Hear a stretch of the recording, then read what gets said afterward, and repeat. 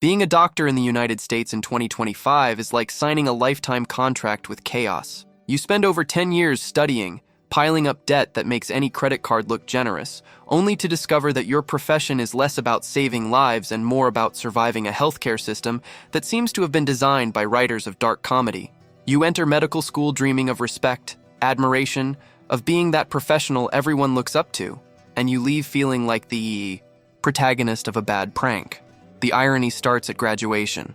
The diploma comes with a debt so heavy, you might as well call it your second child, except this one never grows up, never leaves, and always demands more money. And don't think the suffering ends there.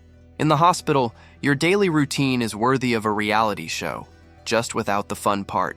You spend more time filling out electronic reports than looking at patients. The computer becomes your real patient. You feed the system data, beg for authorization for exams, and pray the insurance company doesn't decide your patient's life is financially unviable. Because yes, in 2025, it's often not the doctor who decides the treatment. It's the insurance clerk, sitting comfortably in a chair, judging whether what you prescribed fits in the budget. It's almost like MasterChef Healthcare Edition, except people's lives are on the line, and the judge is a bureaucrat with spreadsheets. And the shifts? The romance of 14, 16 even. 18-hour shifts. Nothing says medical glamour like trying to save lives while your stomach growls because you didn't even have time to bite into a cereal bar. And when, miraculously, you get a 20-minute break, you lie down in a freezing room on a chair that seems to have been designed by engineers who hate ergonomics. You sleep badly, wake up worse, and the first thing you hear is, "Doctor, there's an emergency in room 3.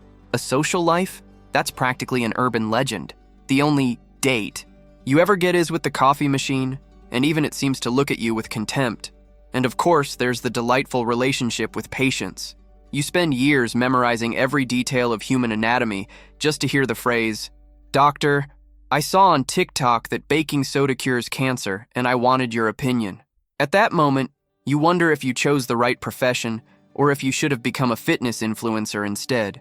The worst part is, when the home remedy doesn't work, and, spoiler, it never does, you're the one to blame, the doctor who didn't validate a 30-second video with background music. Nothing more ironic than spending hundreds of thousands of dollars on education only to be defeated by a teenager with a ring light. And as if that weren't enough, being a doctor in the US in 2025 comes with the bonus of lawsuits. In the US, there's practically a national culture of suing doctors for anything. If the patient doesn't get better, it's the doctor's fault. If they do get better, but not the way they wanted, it's still the doctor's fault. And if the patient dies, even after ignoring every medical instruction, guess what? Once again, the doctor's fault. It's almost as if the profession came with a sign around your neck reading, "Official target of ambitious lawyers." It would be funny if it weren't so tragic.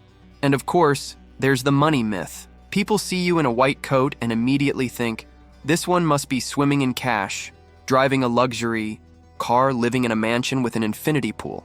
The reality is far less glamorous. You earn, sure, but you spend even more.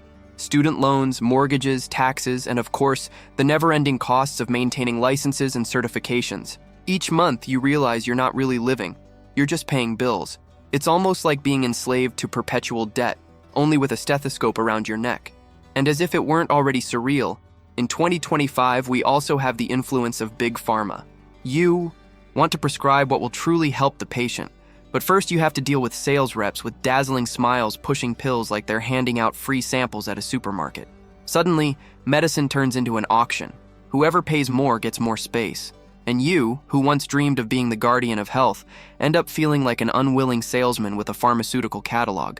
A doctor's day is also filled with smaller ironies, but no less painful. You spend hours in a complex surgery, reconstructing bones, fixing failures, saving someone's life, someone who may not even realize the effort. And when you finally step out, you discover your parking ticket expired and now you've got a fine. Or after 24 hours on your feet, you're greeted with, "Doctor, all you do is write prescriptions, right? Your job must be easy." Easy, of course. Staying up all night, dealing with people in despair, hysterical families, and still keeping calm like a Zen monk. At the end of the day, being a doctor in the United States in 2025 is like being in the middle of a silent war.